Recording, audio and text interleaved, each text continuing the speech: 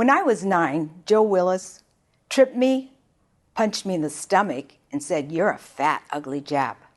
And after that, I wanted nothing to do with my heritage. I didn't even travel to Japan until I was 28. Then in 1982, my husband and I visited Japan. We met our rich cousins on my father's side of the family.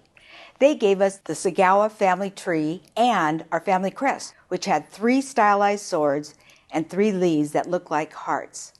Domo arigato gozaimasu. A few days later, my husband and I went to the Jidai Matsuri, a parade with over 2,000 people dressed in period attire.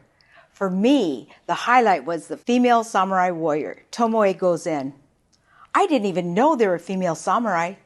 She was so strong and regal, and her image left a deep impression on me. We returned home and unpacked our goods, my memories, and my Japanese heritage. Until 2007, I was rear-ended the second time in 18 months. I was so messed up, I couldn't think straight. I had chronic fatigue, pain, and reading at a 7th grade level. I was diagnosed with traumatic brain injury, TBI. My new job became physical therapy, vision therapy, massage therapy, speech pathology, chiropractor, neurologist, physiatrist, psychologist, neuropsych, MRI, and brain scans. I endured over 1,000 appointments in order to gain wellness. But I started to think about that female samurai warrior and my Japanese heritage. And I wondered what made the samurai so successful. They lived by the code of Bushido.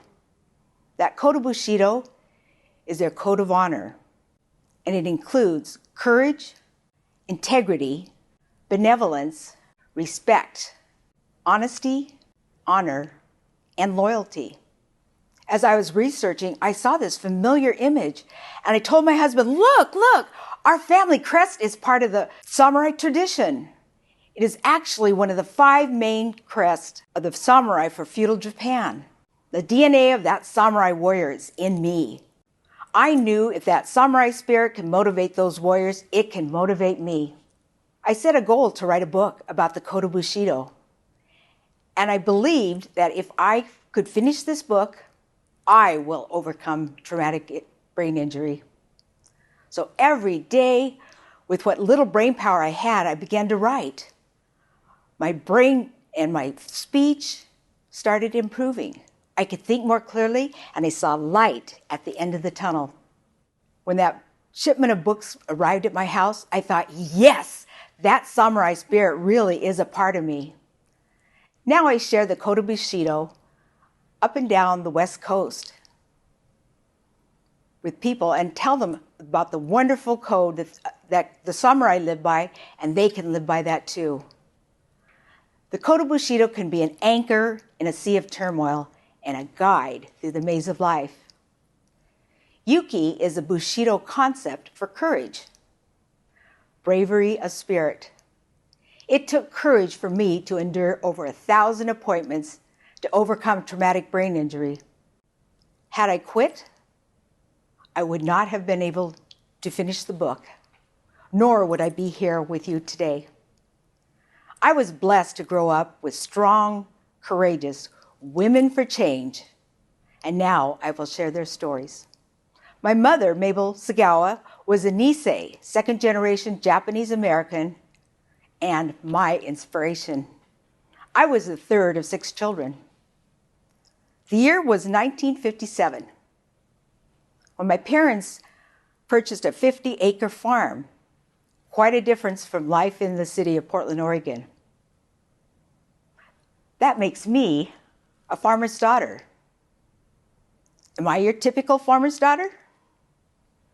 My mother was a farmer's wife, but she was not born with a green thumb.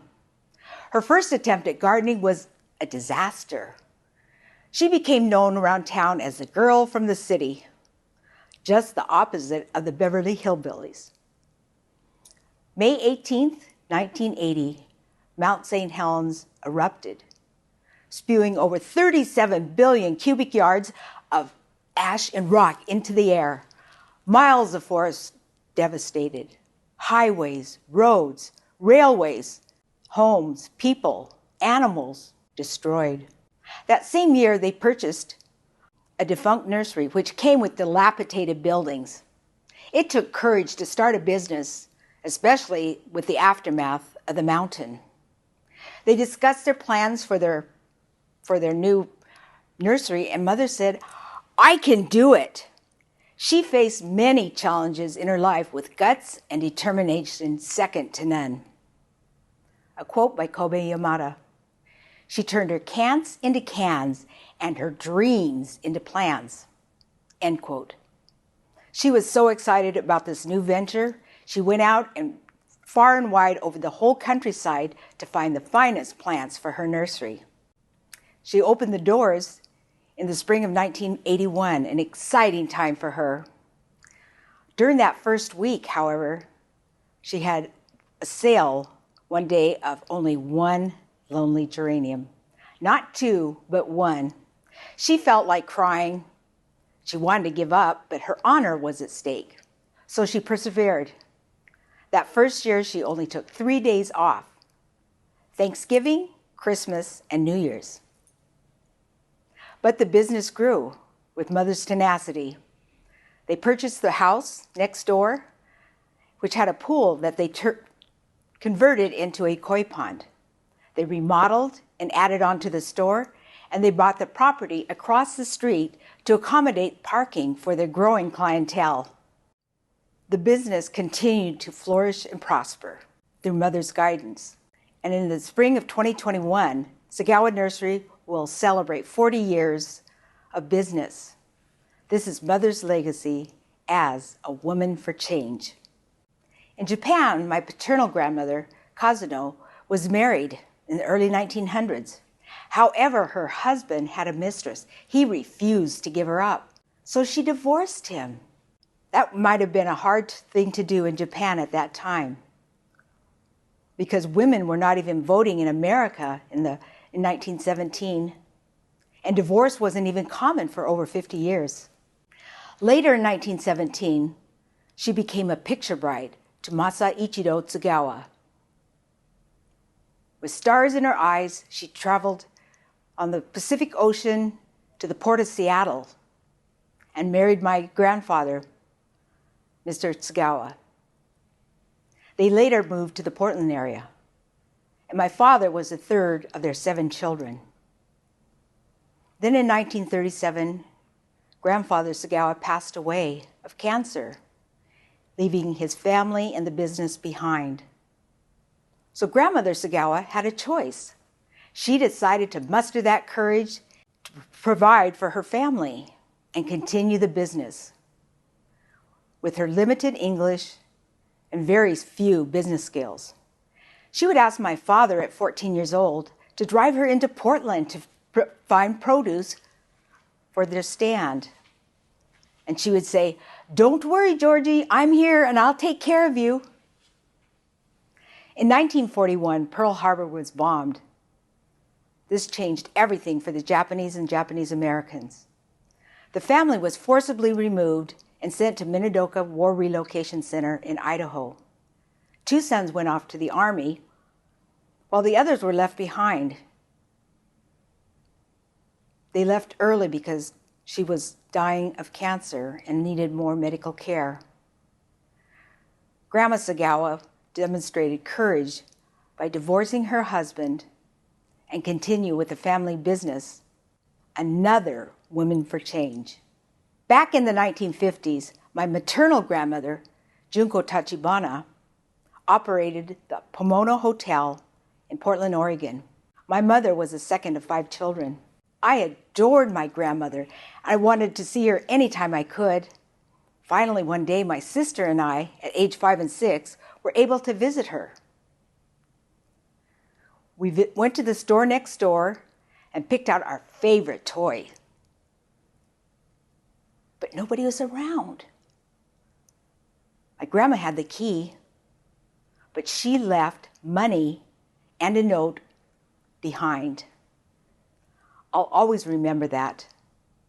Her honesty made a deep impression on me, and it's still, to this day, I think about it. Grandma and Grandpa Tachibana was scheduled to visit us, and the whole family was so excited, we could hardly wait.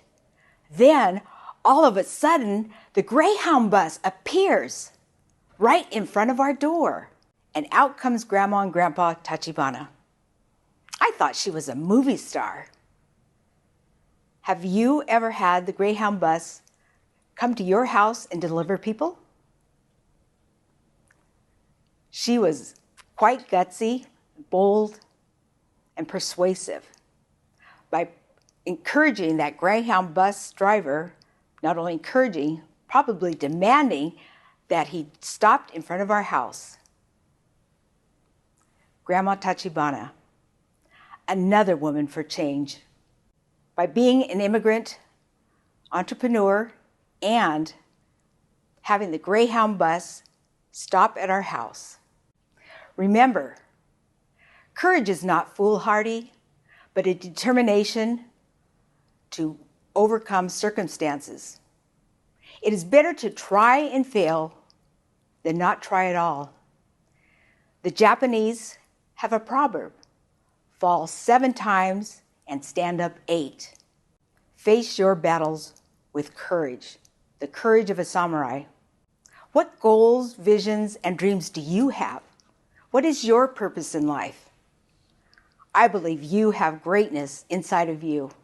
Tetsuro Shigematsu quotes, "Among the pantheon of warriors, the samurai is surely the greatest."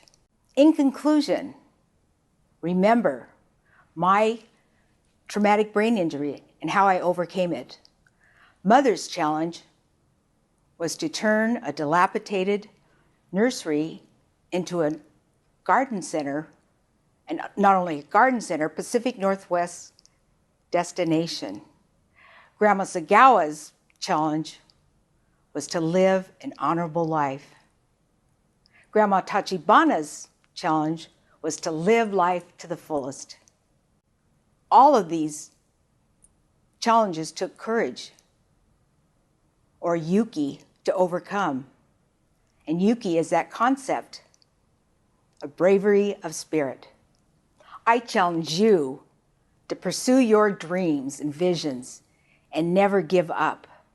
My quote, "The world is waiting for you to unveil your gifts and talents. What are you waiting for?" Remember that Kodo Bushido. It can be your anchor in the sea of turmoil and your guide through the maze of life. Now, become a woman for change, sharpen your sword, and let the journey begin.